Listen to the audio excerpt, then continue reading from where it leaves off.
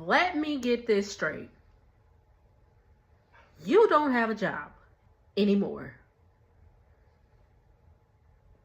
He don't have a job. Y'all trying to have a baby.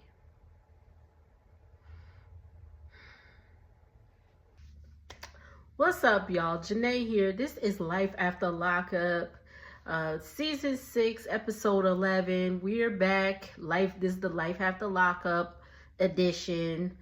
We got our old faithfuls that we've seen in past seasons. So let's go ahead and get started. Justine and Michael, let's just get them out the way. They're back. It's Thanksgiving. Justine is planning a big wedding. She's planning she wants to have a big wedding. Mike is, he's trying to do, oh Lord, what was he trying to do? My notes combined, even though I had them, broken up into paragraphs. Oh. Okay, so they said they're starting to realize how expensive kids are. I said it took y'all 9 kids to realize how expensive kids are because, their older kids are getting older. Justine's daughter's in college. Mike's daughter is 17, so she's on her way. Then the boys are 15, 16, so they're next. So it's just money flying in all sorts of directions. Then they have the babies. Maddie, Manhattan, and then Million, the little baby. So, again, it's Thanksgiving. They're having, Justine says she wants Mike's Guyanese. So they want to have a traditional Guyanese wedding, which I thought was cool. And all that stuff. Mike's daughter likes to fight. That's pretty much all I got for this segment. She liked to fight. Apparently she get it from her daddy. Clearly. And also Mike is trying to have some business venture that he hasn't told Justine yet. That's their story. We can move on. I'm going to try to be nice. Bianca and Daniel, they're back. I think present day, they're not even together anymore, but they're back. They have moved into their own place and all that stuff. And Daniel's working. Bianca is not. She had that big settlement from when she was in that accident. So she's living off that. And he's just Daniel's complaining because, money's just going and all that stuff. So again, I don't know how much she got. It looks like she either got a good high in the 100,000, maybe 500,000 or whatever. But then she moved and all this. I don't know. Maybe she got a few mil. I don't know how much she got, but she's spending it like she can spend it. But anyway, I'm sorry, y'all. Okay. Bianca has stopped drinking for Daniel. She said that she wants some type of commitment in the next 4 months. So engagement, whatever. Something going on. They go to a gym class. The gym class is for recovering addicts and all that stuff. So he talks to the, after the class.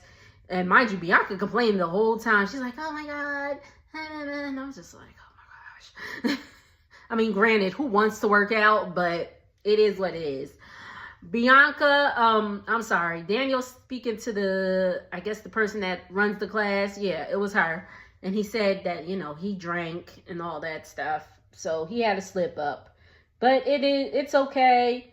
Bianca is with Celeste to go dress shopping. Remember, Celeste was Daniel's friend Gator. They're his fiance. The one that was all in Bianca's face talking about, so we're committed.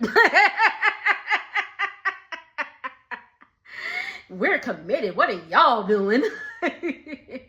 Bianca ain't really, she was like, I'm really happy for Celeste, but I just think Gator, I just think she deserves better than Gator and all that stuff. So, she is helping Celeste wedding dress shop, which again, good for them. They're getting married. Great, great, great. And apparently Bianca says she was a bridesmaid in Daniel's cousin's wedding, which Daniel didn't go to, left her by herself, and Daniel went to Arizona? No, they're in Arizona. Vegas, to his cousin Rob, with his cousin Rob. Again, who cares? And Celeste, you know, Bianca's, you know, she says she's happy for Celeste, but at the same time, she's saying little sly comments like she feels away because Daniel hasn't committed and all this stuff. And so Celeste comes out with a dress, cute dress. She said, you know, she has to get a little bigger dress, needs something a little more flowy because they are having a baby. And again, Bianca's just like, oh, that's great, but you know, I'm so tired of them already. It's episode 1. I'm so tired of them already, y'all. Oh my gosh. Anyway, so Bianca had mentioned when they got to the dress shop that, you know, she'd be interested in a black dress. You know, she doesn't really, you know, like the traditional white and all that stuff. Good for her. She tries on a dress, a black dress. It was a really nice dress. I ain't even gonna hold you. It was a really nice dress. That's it with them. And again, present day, allegedly, Daniel, they're not even together. But, you know, let's just see how the story plays out, shall we? All right, Will, I'm going to tell you, if you tell me one more time how much money you spent on this girl, expecting us to feel sorry for you, we don't. Will and Courtney, again, somebody else I don't really care about, but I think they're going to give us some good TV. Will and Courtney. Will is back in California. Courtney's in Oregon. And he's like, you know, I've had Courtney's location on, and for the past few weeks or past few days, he does not. So he hasn't heard from Courtney. Her mama hasn't heard from her and all this stuff. I don't even need to. Courtney is in jail. She finally gets a hold of Will. She's in jail. She had possession of this like syrupy kind of drug called GHB. And I looked it up, and yeah, she said it was like a syrupy kind of drug. It was like a depressant, or it was like a depressant kind of drug, if I'm not mistaken. I Googled it, and I was just like, okay. So she is in jail for possession of that. And she crying. She's like, can you put my allowance? Because I guess he gives her an allowance. Can you put my allowance on your books? And he's like, no, you shouldn't have put your ass back in. You shouldn't have got your ass back in jail. So that's it with them. Again, we see in the preview that she eventually gets out. So I want to see what happens with them. Demadrick is back. Demadrick, Kiana, and Joella. Looks like, shout out to you, Sass, we got ourselves another trio of fools. Yes! Again, shout out to my homegirl, Sass. Follow her. But anyway, so Demadrick is moving out of his daddy's house finally. I don't know how much time had passed from, you know, when we last saw them to now, a few weeks, whatever. He's moving. And we see this scene, you know, he's moving. And it's a whole, like, where's he gonna go? Is he gonna go? Because we see, like, Joella with her kids. And she's getting some table together. Because Demadrick Jr.'s birthday party's coming up. So she's starting to get stuff together. I guess the party's in the next few days.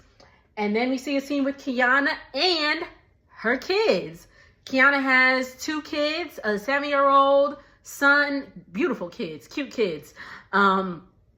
There was her baby daddy that came out in the blogs a few when was it Love After? Yes, Love After Lockup was out, so he was already in the blogs and all that stuff. And that's when we was like, oh, she had kids, but she has kids. Beautiful, again, beautiful kids.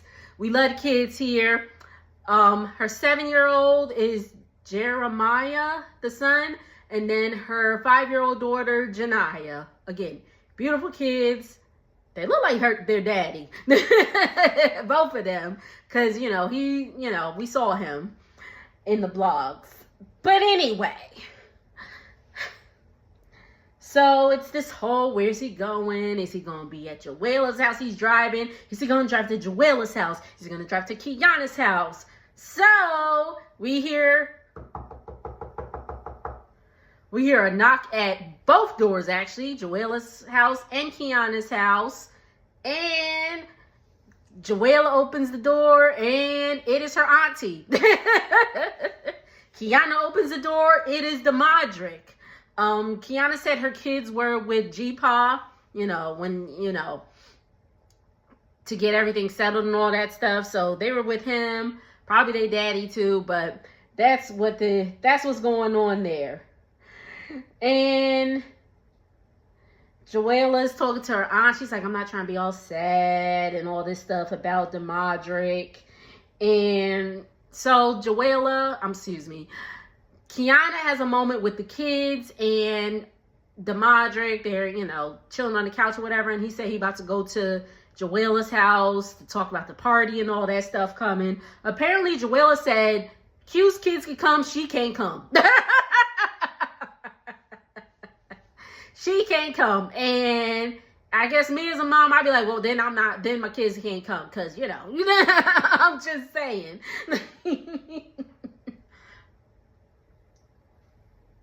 I see that the kids are innocent, but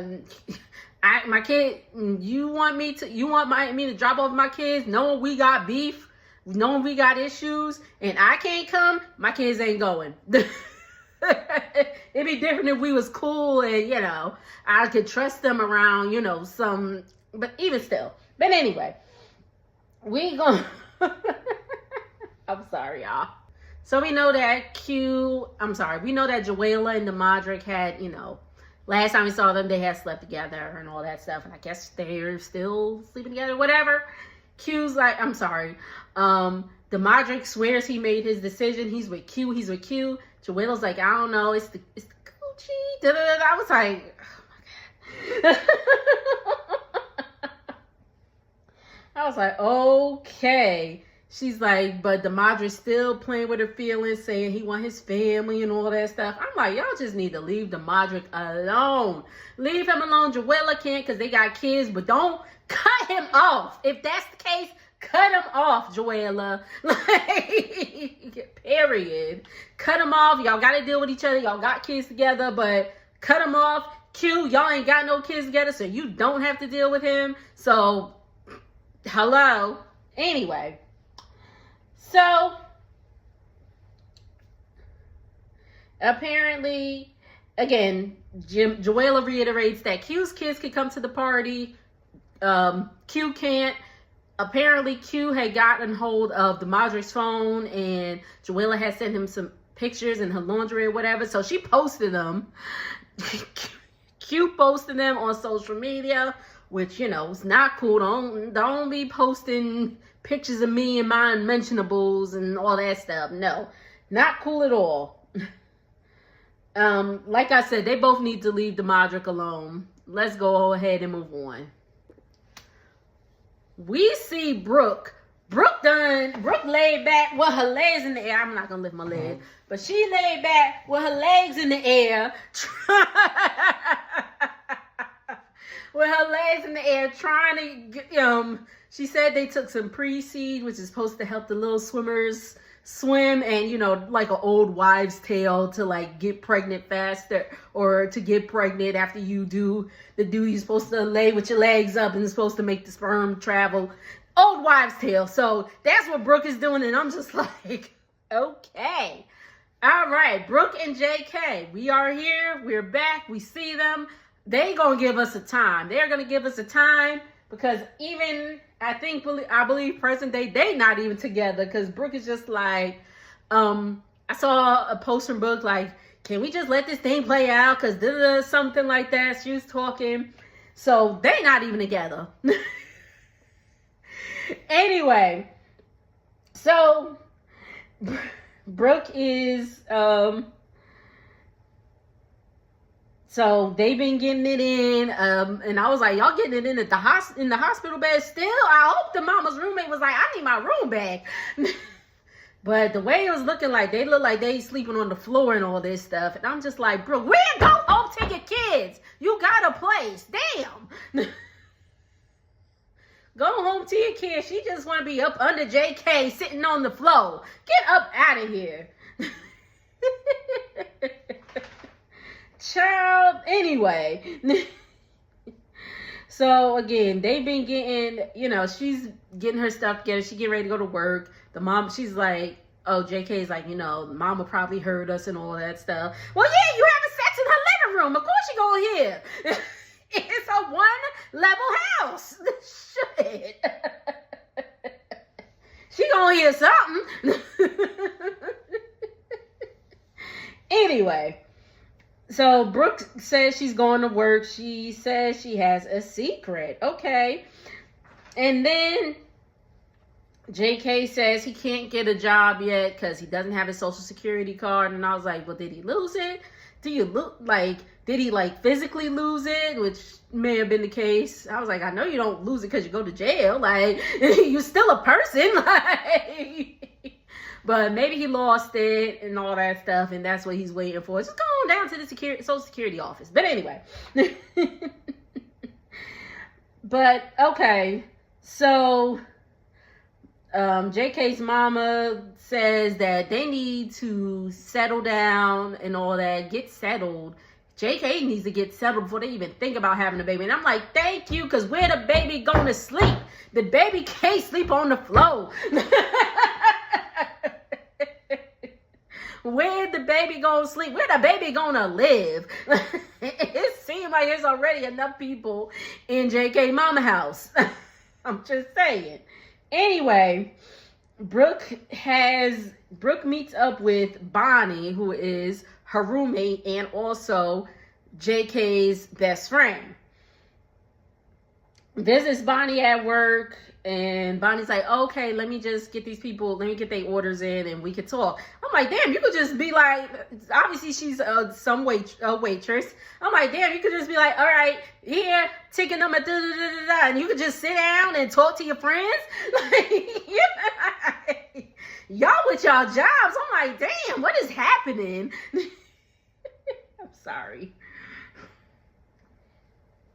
That was my thought. I was like, well, damn, this must be her family must own this restaurant or something like that. But anyway, Brooke said that she needs Bonnie to put work into, I guess Bonnie has been paying her share of the rent and, her half of the bills and all that stuff. She's like, I need you to help out more. I can't be helping you and myself and all that stuff. So Bonnie said, okay, I'll do better. Get you some overtime, Bonnie. Get you some overtime. Get you a second job. Do what you need to do, okay? Because Brooke, remember in Love After Lockup when Brooke was trying to find out where JK was, or she realized that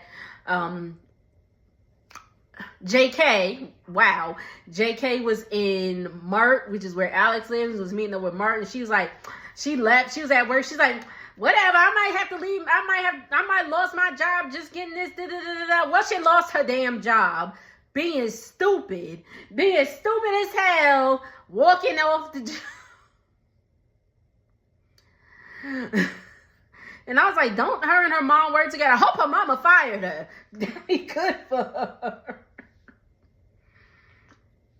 Or they work at the same place, whatever. But Brooke done lost her job, so she doesn't have a job. She says she has $23 to her name, and JK does not know. She said they're struggling right now, and JK is going and donating plasma, which you get like $100 for every time.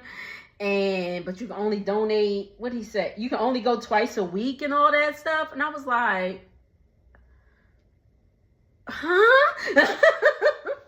I mean, I know people donate plasma. I don't think I can donate any blood or plasma like that because I'm anemic. But anyway, so that's what's going on with them. I'm just like, oh my God, here we go. Here we go. And Brooks told Bonnie not to tell JK. Bonnie said, I can't hide this from him. So as soon as Brooke leaves, she looks like she calling JK. And we got keep coming home, keep coming home, keep coming home, keep coming home, keep coming home, keep coming home. Hey, hey, hey, hey. Keith and Letitia. Letitia is back. We ain't seen Letitia in a minute, but she is back and she is getting her man.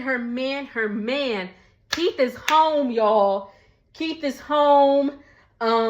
She's at a hotel. She getting herself all gussied up, like the old folks say. She getting herself all together and all that stuff.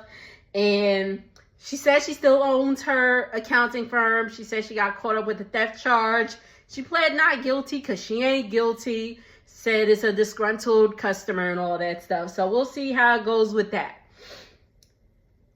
So she gets into a limo. She has a limo to pick Keith up. She got it decked out. She got balloons. She got his clothes ready. And Letitia got herself a trench coat. A black trench coat with some lingerie underneath with her furry heels. And I said, okay. She out here trying to be like, Pam, here, take me now. Yes, ooh.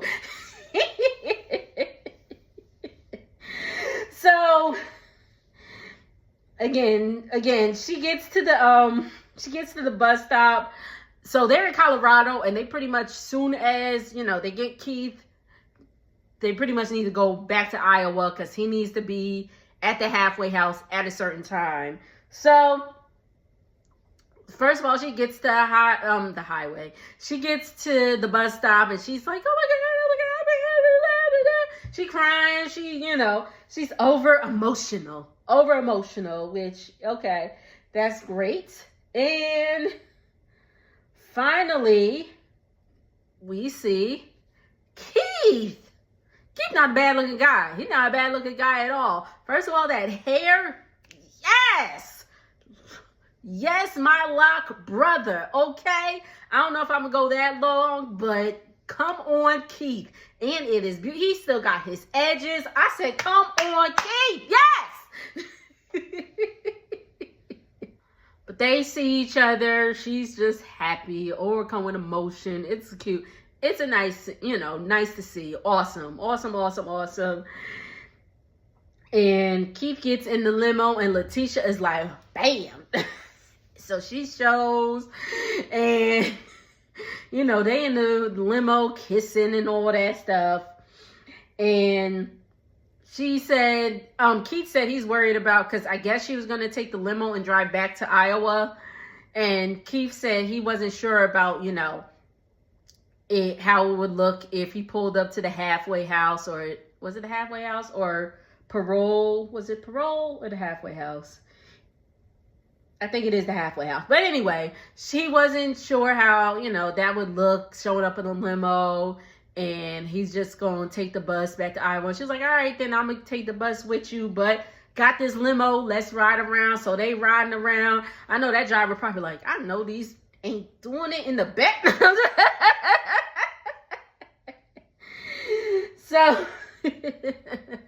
So that is where the story ends with them. And I can't wait for next week.